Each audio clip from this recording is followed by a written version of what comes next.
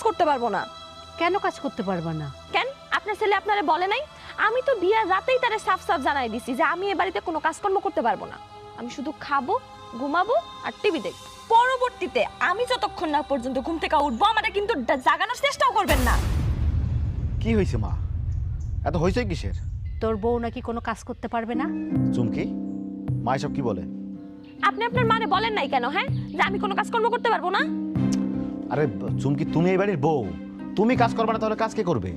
এই বাড়ির বউ হইছি দেখে কি আপনারা আমারে কিনা নিছেন? হ্যাঁ, আমি না আপনার বিয়ের দিন রাতেই বলছি যে আমি এই বাড়িতে কোনো কাজকর্ম করতে পারবো না। আর তাছাড়া তখন তো আপনি ঠিকই মাইনা নিছিলেন। এখন এমন বলেন কেন? আপনি নিজের মুখে বলেন নাই যে হ্যাঁ ঠিক আছে তোমারে কোনো কাজকর্ম করতে হবে না, তুমি শুধু পায়ের উপর পা তুইলা খাবা? বলেন নাই আপনি এই কথা? কিন্তু ওটা তো কথার কথা, তাই বলে তুমি কোনো কাজ করবে না? আর আমার মা তো তোমাকে মনে হয় না যে বাড়ির সব কাজ করতে বলছে বা রান্না বান্না সব করতে বলছে?